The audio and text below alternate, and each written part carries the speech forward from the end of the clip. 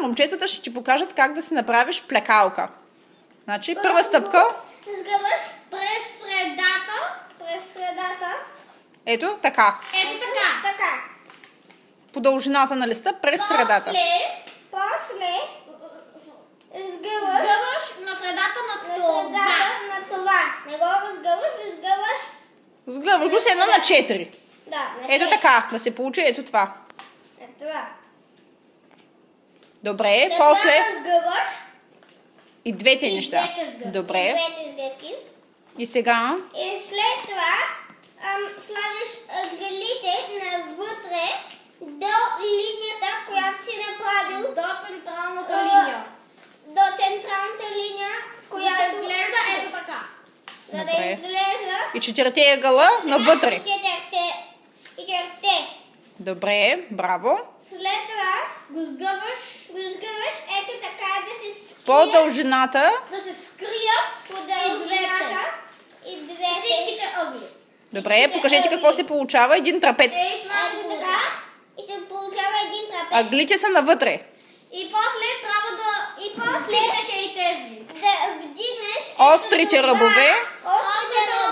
Нагоре, Вертикално. за да са на същата линия. Тази черта ето тук. И след това така и двете, за да е като квадрат.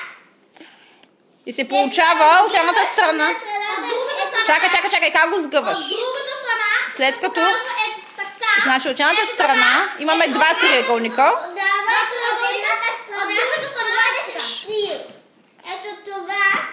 Значи, все едно двата триъгълника да са от външната страна. Ей тази цепнатина Е отвън. отвън. Добре. После Е готова. ето Плекалката е готова, нали? плакалката е готова. След това виждаш ли ето Тези ушички. Да. Тези ушички се отварят, другата част не се отваря, отдолу се отваря, ама тази... Хващаш за ушите. Хващаш го за ушите и ето тази част трябва да е надолу. Острата част на триъгълника я държиш надолу. Покажи как.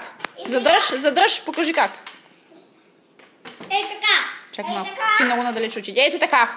Това ли показва? Ето така. Добре. Ето така го правя. Добре. И сега с рязко движение. Когато го изработиш, обаче Да.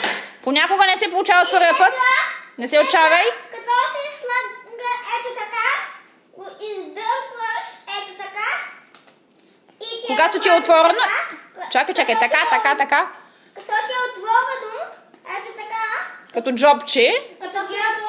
Просто го правиш. Когато удариш, то се отваря ето това. Защо ли се получава този звук? Как мислите? Защото се събира въздух и после се изстрелва навънка. И след това Правиш джобчето плоско. Ето така. Плоско, да. След това Пак го връщаш в обратна позиция и... И така. Да. С каква хартия казвате най-шумни плекалки се получават? С А3 гласирана. С тънка А3 хартия. Тънка А3 хартия. Елате и двамата тук. Може да е гланцирана. Тео. Като ето тази. Да. Тео научи целия си клас и сега всички плакат. Жори, приятно плакане.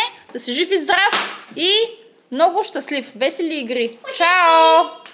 Чао! Чао!